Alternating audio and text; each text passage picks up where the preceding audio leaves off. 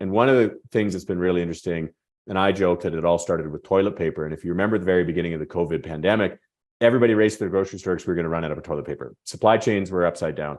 And so there was all of these grocery store issues. Well, that was the moment, I would suggest, that certainly the North American consumer, for the first time in almost 2 generations, realized that food doesn't come from a grocery store. He is a 4-time tech startup founder with an extensive background in M&A, capital markets, venture building, and multi-generational experience in, wait for it, agriculture. As a company builder, he's been in the trenches of corporate transactions totaling more than $160 billion, from back-of-the-napkin ideas to successful exits. He's also a community builder who sits on a number of advisory boards, including Kids Sport Calgary, a charity focused on removing financial barriers for all kids to participate in organized sport. His latest adventure involves an ag tech VC fund focusing on helping startups that are zeroed in on globally applicable ag tech innovation. We're going to get knee deep in the entrepreneurial and startup weeds with the managing partner of Tall Grass Ventures as we welcome Wilson Acton to the Leadership Standard. Welcome aboard, Wilson. Thank you. Thanks for having me. It's great. And we were just saying before we went on, it's 500 miles from a farm outside of Moose Jaw, Saskatchewan to the downtown offices of Calgary, Alberta. Why don't we start with that little story? Yeah, sure. Life takes many left turns. So, born and raised in Moose Jaw, grain farming there, as well as a beef cattle operation along the U.S. border. Both sides of my family, I'm actually the 5th generation farming in southern Saskatchewan. Life's fairly kind of linear, degree in agriculture from the University of Saskatchewan, but always very entrepreneurial. We were always doing funny things that neighbors would look over the fence at us at Moose Jaw and say, "What are you doing that for?" Always trying to push the boundaries. Came to Calgary, building a construction company. In the early 2000s, I used to joke when anyone with a hammer could build a construction company in Calgary, and continued to farm in Saskatchewan. So drove that 500-mile stretch a lot, back and forth. Ended up in law school and then with one of the large national law firms, and kind of on from there. And the journey continues to evolve. I thought in reviewing the notes, and we have a crack research team led by Stephen Christofferson.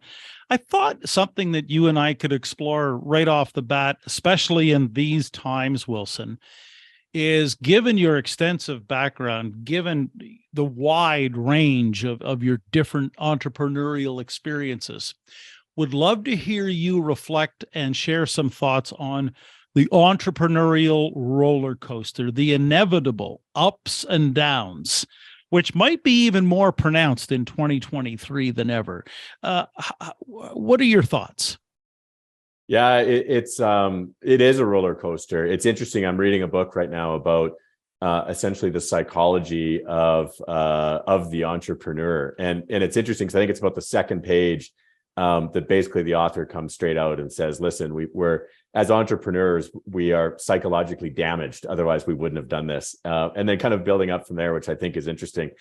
To me, and it's similar on why I enjoyed mergers and acquisitions as a corporate lawyer for so long is I love building stuff. Even as a kid, whether it was Lego, we were always out scratching around on the farm as well. I remember as a kid taking to drafting for whatever reason, like architectural drafting, and drawing all these castles and different things. So I've always enjoyed building, and I think what has always kept me in the entrepreneurial vein is building companies. In fact, it's probably an Achilles heel, so to speak, of always seeing opportunity, always trying to build, moving through that roller coaster, and bred by optimism, and now leading a venture capital firm in the ag and food technology space.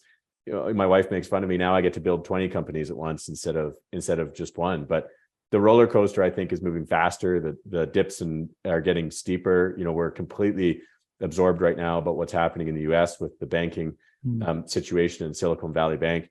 And kind of watching how that evolves, and there'll be something 2 weeks from now that will be just as absorbing. And so for those psychologically damaged viewers and listeners out there, do you have any well-earned words of advice? Yeah, well, I think a big part of it for me has been, making sure that you're surrounding yourself with people and listening to people that cover your flanks, so to speak. And so for me, optimist almost to a fault, always can see opportunities. So I need others around me that can, help go through that critical analysis and balance some of that optimism, take another look at things and bring that kind of collective group in. But also I have to force myself to make sure I'm listening to them, because it's easy to say, in your vacuum in leadership or just entrepreneur, it's easy to kind of discount those views and voices. Without betraying any confidences, now you've got me curious. Single biggest challenge that you ever faced on your entrepreneurial roller coaster ride? Can you give us some of the details, without necessarily throwing anyone under the bus, but just what were the circumstances, Wilson, and how did you get through it? Yeah, it's, I'd say the single biggest challenge, and I'm kind of rattling through a couple in my head, but interestingly, you can pick almost any of them. It always comes down to people, in that, when you're building a company or a firm like we are now, when you're trying to solve problems, technology doesn't solve problems, people solve problems. And so, it kind of comes down there. And one of the ventures I built, I had joined former clients of mine, and we built a handful of things.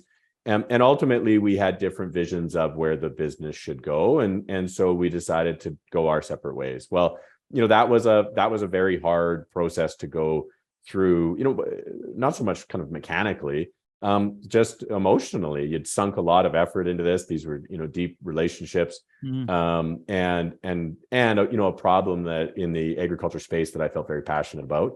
And so, working through that, well, that's where, tech was invaluable going through that process, having that group around me. And of course you lean on those around, your family and your friends and others. And as you, try to stay kind of clear on your thought and logical in your process, right? No one's out to get you.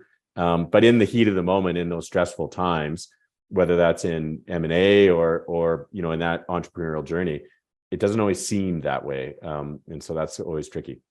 I'd love to hear your insights on vision, in the sense that, and it just came to me. If you recall that movie, The Founder, with Michael Keaton, Ray Kroc had a vision. The McDonald brothers had a different vision. Yeah. Can you expand on how business leaders who are going to collab, do joint ventures, how do they get aligned with respect to vision? I think a huge part of it is open, honest, transparent, frequent communication. It's communication, right? We have to be effective communicators, whether that is alignment of vision with kind of within the organization and the team. Here's our North Star. Here's what we're trying to solve. Is everyone kind of marching toward that, each day? Or as you've put it, kind of more horizontally with, key stakeholders, perhaps it's investors, other kind of co-founders in that sense, joint venture partners and those types of things, communication and transparency, and all of that gets built on trust. But nothing, kills trust faster than, people being unwilling or unable to come together and be open and honest and transparent, and own their mistakes. I've seen more kind of teams or companies get in trouble because it's the classic, there's been a mistake and now we're trying to kind of keep burying it, and it just speeds up the hamster wheel. I'd love it if you could kind of expand on vision with respect to a personal story. So for example, Ray Kroc pictured 1,000 McDonald's across America. The McDonald brothers in San Bernardino, California, they pictured moving those French fries and burgers and shakes faster all the time. Was there a personal experience you had with conflicting vision, and be interesting to hear how you solved it?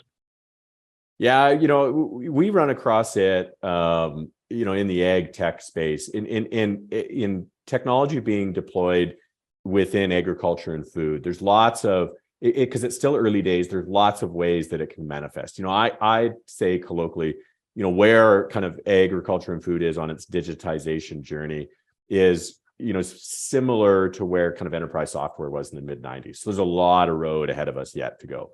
And so, because of that, because of a host of opportunities and different kind of futures you can vision, that often kind of creates that conflict in vision. And so, we've seen groups and I'm a proponent that I think we've got a lot of point solutions, single problem, single solution types of products in the ag and food technology space.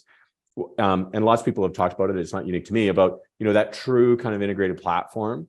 Well, that was, an opportunity that I spent a bunch of time pursuing and looking at and evaluating. Can we do it? What are the missing pieces? But not everybody sees it that way, right? Let's stick to our single problem. Let that be somebody else's, ocean to boil or mountain to climb or whatever kind of description you want to use. And so that can create, obviously, particularly within a leadership team, that can create, a lack of alignment around vision. And sometimes again, communication, often you can resolve those, particularly early on, but as those continue to mount, that gets tricky. And it's the same with what we're building at Tallgrass. My partners and I, we need to be, aligned on where we're going, particularly with our investors. And we're in the process of also raising capital in our fund. And so kind of the story that we tell and the opportunities that we see and where we deploy that capital, that needs an alignment in our vision as we move forward. Take us into the weeds of Tallgrass Ventures. I've been waiting to use that line, but paint the vision, if you will, but not just for Tallgrass, but for where this is all going in terms of agriculture, technology. It sounds, Wilson, like this is a potentially booming industry, booming sector. Yeah, agriculture and food. A lot of people for a lot of years have just kind of thought of it as this sleepy small thing that happens in rural communities, and it's not particularly applicable to downtown Toronto or Calgary, Vancouver, New York, or otherwise. But the problem is, or part of the disconnect is that almost couldn't be further from the truth. When we look out at a world grappling with environmental sustainability questions and emissions reductions and sequestration, all this kind of stuff, even the talk of a hydrogen economy, and replacing kind of fossil fuels, you can't have those conversations, in our opinion, without looking over at what's happening in agriculture. And one of the things that's been really interesting, and I joked that it all started with toilet paper. And if you remember the very beginning of the COVID pandemic, everybody raced to the grocery store because we were going to run out of toilet paper. Supply chains were upside down. And so there was all of these grocery store issues. Well, that was the moment, I would suggest, that certainly the North American consumer, for the first time in almost 2 generations, realized that food doesn't come from a grocery store. And it's a very complex system, and it's a massive system with logistics and production and supply chains and all sorts of things that make that very tricky. And then when we look out at the world, Canada is one of there's 5 or 6 kind of major food producing regions in the world, basically where we get all our calories from as a population. Canada is one of them, and Canada is also one of the few that has the capacity to increase our production. And so when we look out at this, we say, well, wait a minute, the strains on our supply chains have now brought this kind of front of mind. We've got all these sustainability and ESG drivers, of which agriculture has a huge opportunity to be part of that conversation when we talk about being able to pull emissions and reduce emissions and produce food and do all these things. Then we've got the Russia-Ukraine situation, that conflict, which highlighted yet again, the fragility of our food production systems and where our calories come from. And you kind of continue to mount these pieces.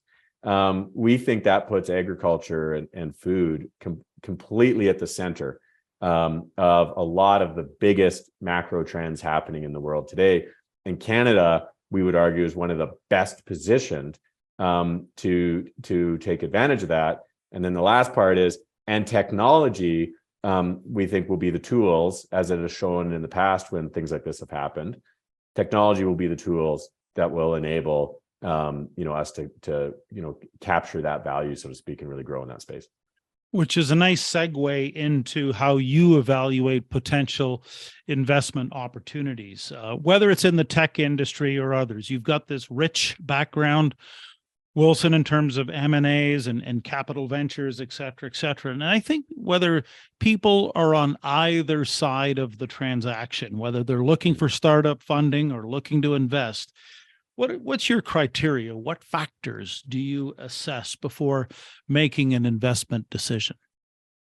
The most important factor for us, and we assess it a number of times over the course of looking at a transaction, is how do we at Tallgrass, how do we have an unfair advantage that we can bring to this potential investment to help tip the scales in their favor with respect to their growth or their opportunities, what have you. I'm obviously a member of the Tallgrass team, but our team is incredibly deep across a lot of aspects of agriculture and food, whether it comes from kind of financial and fintech to making investments, to building and exiting companies, leading strategy, whether it's agronomy, whether it's finance, whether it's kind of all sorts of different tools. And so we bring those skills and connectivity and experience to bear on a portfolio company. And that's what we're really looking for, is how can we come in and augment a management team in a really meaningful way and give them an unfair advantage. There's a ton of opportunities out there to invest in startups. There's lots of great ideas. Nobody has the market cornered on those, but where we can come in and really help meaningfully is what we're looking at. It, this isn't kind of what I joke and call drive-by mentorship that you'll see out of, other kind of venture capital style investing firms over the last number of years. This is a very, our approach is very hands-on and work closely with our teams because we think, and then our diligence is focused around, does the management team want that? Do they agree? Or is there an alignment of vision of where the business is going that we can help with? All of these pieces. And of course, we also want to see globally scalable and growth horizons that we can get return on our capital for our investors, because ultimately our job is to multiply our investors' capital in the market. True or not, in your experience, the X factor, besides the idea and the capitalization, is the CEO. True or not? Yeah, it's a bit of a lawyer answer. I would say true, but with a slight change in that it's the management team. Often we often see kind of strength and balance. The CEO is very strong in their way, but there's a strong technologist, or there's a strong go-to-market team. And so it takes more than a CEO. Who else is around them?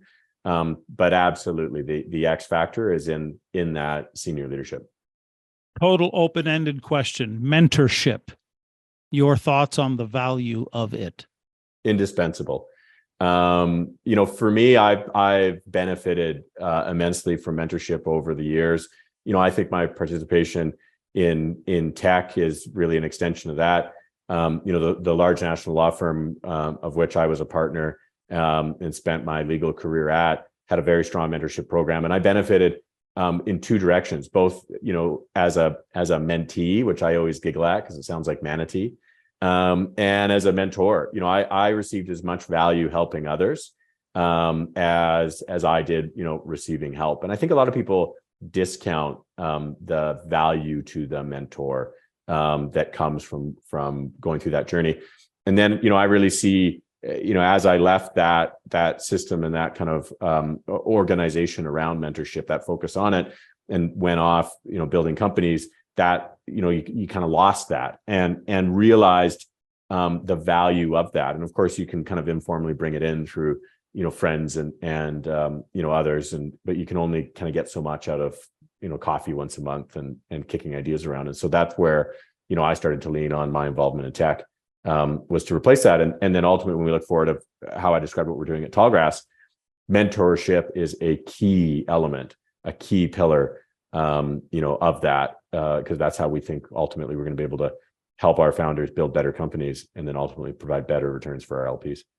Quick shameless plug for your TEC Canada group. It is chaired by one of the very best in the country, Lori L. Do you want to add anything to that?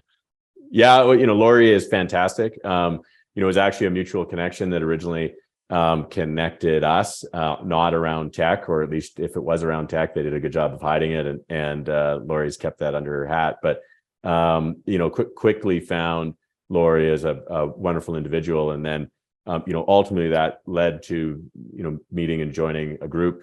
The folks around that table are absolutely awesome. They're I now count them among some of my closest and best friends, and as I mentioned, similar to before, I get as much value at being able to help them with working through their businesses and helping them accelerate their businesses as I do bringing problems in myself. So Lori is absolutely fantastic, but it takes a village, and certainly the group is as well. Besides mentorship and tech, what advice would you give to aspiring entrepreneurs, Wilson, especially those entering technology fields? It is a marathon. I've heard it before. It's a marathon. It's not a sprint. I think the way 2023 is playing out currently, and suspect it's going to play out going forward, highlights that more than ever. There's lots of ups and downs. We've already touched on that. I was reading a book recently, and it was kind of analyzing Warren Buffett's investing. Of course, there's 1,000 books on Buffett, but he was interesting even this year in his investors letter, highlighting the importance of compounding, which is essentially duration. Being in the market, staying in the game, it has such a profound effect on the ultimate outcome that's achieved. And I think a lot of us forget that, right? Particularly in technology, up until 2022, it was kind of grow fast at all cost. That's evolved, but it's still a conversation about hyper growth. And so it's interesting to me when you then layer that through the impact of essentially, sustainability in staying in the game. And so that's a big part. Constantly, you're going to get setbacks, but how do we move forward? How do we look at that opportunity? And how do we just ultimately stay in the game? One of those, besides authenticity, culture has become a bit of a buzzword. Mm-hmm. Everyone can appreciate the value of creating strong culture, but many people struggle to achieve it. What have you found to be particularly effective? Yeah, again, it comes back to communication, in my opinion. Transparency, honesty, actually caring, genuinely caring, asking someone how their day was and how their sick dog is, but to actually genuinely wanting to know, and having that conversation. It doesn't have to always be about, grinding forward, mashing forward. COVID, I think, disrupted a lot of people's thoughts around that, as we forced work from home on a lot of leaders. Some were kind of better prepared for that versus others, but that context of, listen, we're not running a kindergarten here. Why are we wasting time with all these pleasantries? Let's get down to business. I don't think that builds a resilient culture. I don't think that builds the organization that you need to band together, particularly if things are, stormy on the horizon. You need it. Again, it takes a village. It takes everybody to be working together. And in order to do that, you need strong culture. And in order to do that, you need to be able to communicate and trust one another. You've got a lot on the go, Wilson. Your bride, Jillian, is also has a lot on the go. She's a lawyer. Yeah. You've got a legal background. You've got 2 young children. How do you keep it all moving in the and stay sane? A sucker for punishment, I suppose. Always stay active. I think I'm at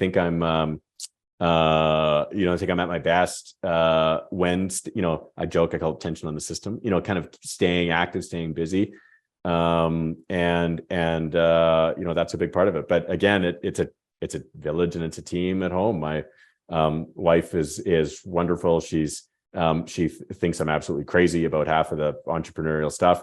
but that's part of the good, trade or balancing, so to speak, is, even at home, I'm the optimistic risk taker, and she's the kind of baseline, risk adverse, compounding returns type person. We're at that point, Wilson, where we now have to ask you the signature question we ask every guest on the leadership standard. What is your definition of leadership? According to Wilson Acton, how would you define leadership? Oof. I think my definition of leadership is, being bold enough to paint the picture, drive that big kind of arc and horizon, but humble enough to realize that you cannot get there alone, and it takes all of those around you, and you're only as strong, as those you're able to work with. To me, that is, that's the definition. You're optimistic, you're successful, you're an inspirational person, but who inspires you? I always look out, there's a number of people that inspire me. For one, I look back at, as I mentioned at the beginning, I'm a 5th generation farmer from Saskatchewan. My relations were farming in Saskatchewan before Saskatchewan was there. Like, you want to talk about grit and determination and aspiration. You can look no further than my relatives and, grandfathers and great grandfathers and that type of stuff. And so, I always find that to be fantastic.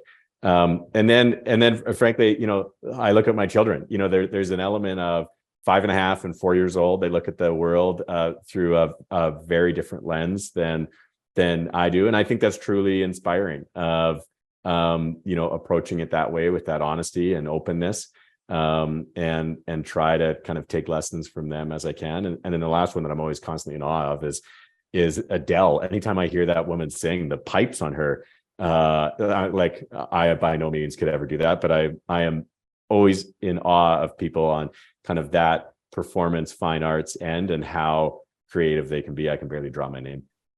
Now, that's a perfect segue into, as you are very well aware with your Saskatchewan roots, putting Adele aside, there's only 2 kinds of music, country and Western. You've got Merle Haggard, the Statler Brothers, the Oak Ridge Boys, and Luke Combs on your playlist.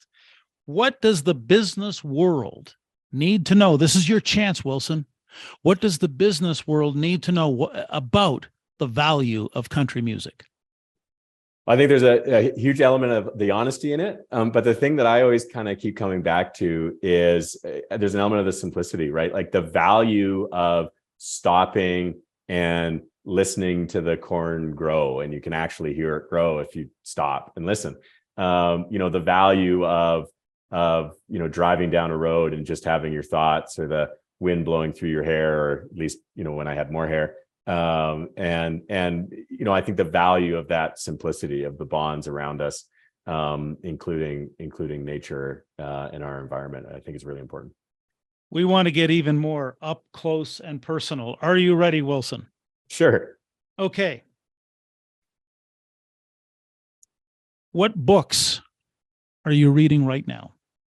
I just finished The Psychology of Money, as well as the Bill Browder series. There's 2 of them, Red Notice and Freezing Order, about his dust up with the Putin regime in Russia. Both are fantastically interesting. And so I'm actually looking around on my nightstand of what's the next one. One-on-one dinner date with anyone, dead or alive. Who would you break bread with? Roosevelt, President Roosevelt, going through World War II, what he had gone through, both personally and then what was happening geopolitically, I think would be a fascinating conversation. They just had the Oscars last night. You get a choice. They're going to make a film biopic about Wilson Acton. Who gets to play your role? I don't know. It probably ends up being Zach Galifianakis, given the number of situations I've got myself into.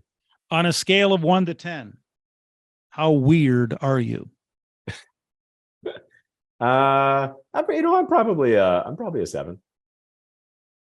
Picture your home, the one you share with Jillian and those 2 lovely children. What room in your home resonates with you the most?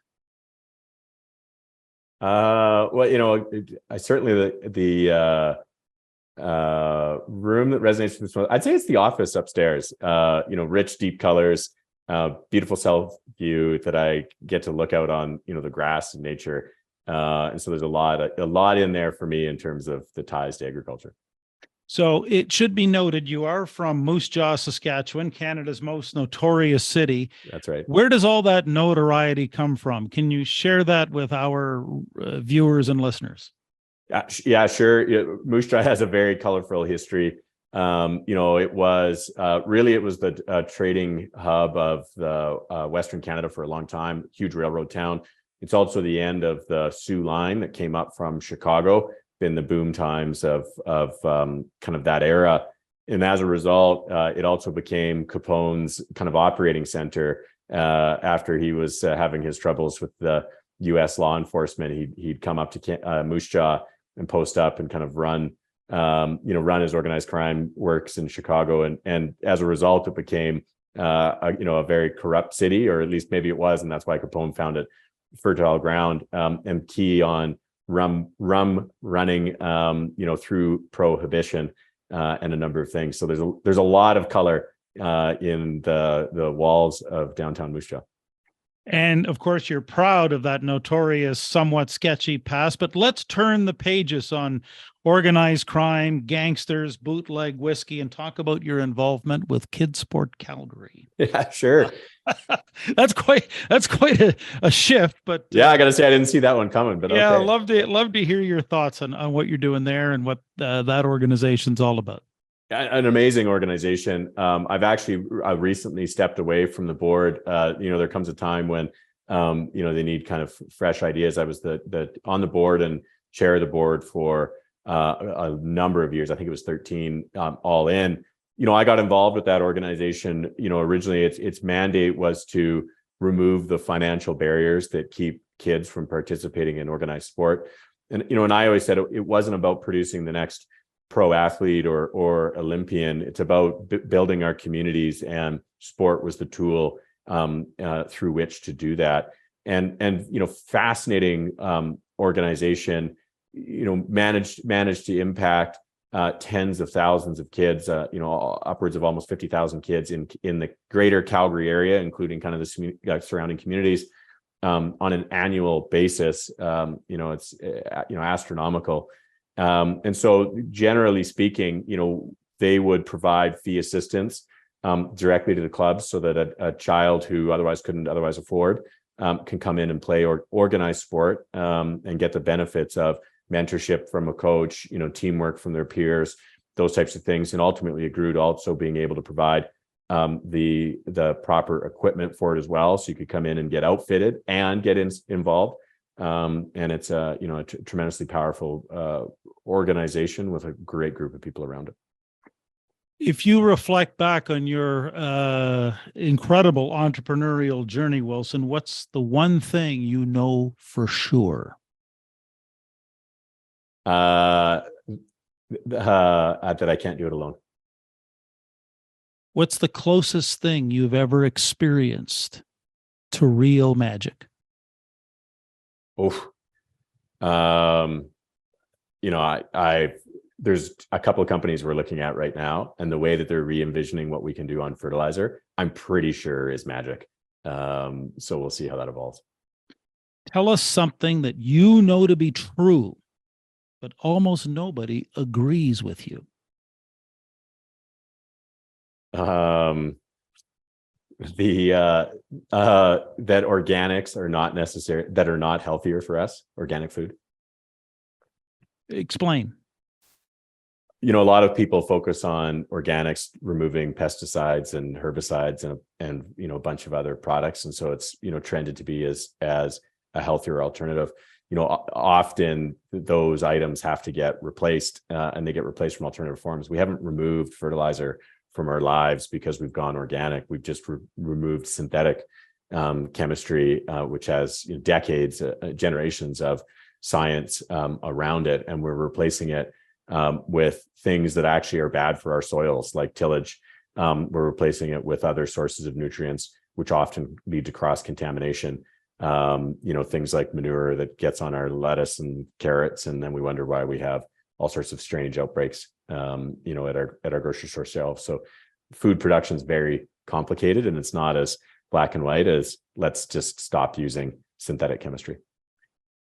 If you had a crystal ball right there in your office and you could see into the future, Wilson, what would you like to know? I would like to know the path that my children choose to take with their careers. If you could have a business mulligan, what would it be?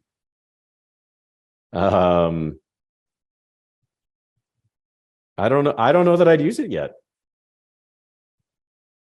Continue. Well, tell us more. Well, it's not for a shortage of mistakes, that's for sure. And things to kind of relook at. But I look back at each of those, presented opportunities, learned a pile. So I don't know that I would erase those. Frankly, maybe if I had to use it, if you told me that I had to use it, the farmland deal that I walked away from about 20 years ago because it was an absurd price at about $250 an acre for a large amount of farmland next to us that we were farming. I think that land now sells for about $2,500 an acre. That's probably if I had to use it, that would be my business mulligan. I'd go do that deal again. So listen, this has been so enlightening, very, very enjoyable. Before we wrap up, Wilson, I want you to consider this. As we look forward to this tumultuous year, that's what people are saying, and certainly there seems to be a lot of chatter about that. And given your experience knowing psychologically damaged entrepreneurs and CEOs who ride that roller coaster, what is the number one question that business leaders need to be asking of themselves right now? Do I have the right tools around me to be able to react and respond to the unknowns that are ahead? Whether that's trusted advisors, whether that's access to capital, mentors, or otherwise. Do I feel that I've got a toolbox? Because I have no idea what's coming. And so I need a diverse and trusted toolbox. And for anyone who's been hanging by, on the edge of their seat, listening or watching this, Wilson, where can our viewers or listeners connect with you online? So you can always find me on LinkedIn. I'm open. I'm happy to connect. You can also send me an email if you like at wacton@tallgrass.vc. Thank you so much. It's been a real pleasure, Wilson, and continued success with Tall Grass Ventures. Thank you. Again, our thanks to Wilson Acton for exploring the weeds here with us around Tall Grass Ventures and joining us on the Leadership Standard. If you want to know more about TEC Canada and its world-class leadership programs, just go to the website, www.tec-canada.com. What was it that Wilson reflected on that really made you stop and think? Personally, my biggest takeaway was alluding to how psychologically damaged certain business leaders are and some of the tools they need to ride the roller coaster. But what was yours? Please share at this email address. We do answer it. It's called podcast@tec-canada.com. And if you enjoyed the Leadership Standard, by all means, feel free to share with others in your online social networks. Hit the like button, subscribe, share, so that, who knows, maybe we can help someone else. Grab hold of the clutch and go full throttle in this new frontier. On behalf of everyone, Alexander, Stephen, executive producer Mark Johnson, Catronell, who are all working hard behind the scenes, this is Gair Maxwell. And again, so appreciate having you stop by here on the Leadership Standard.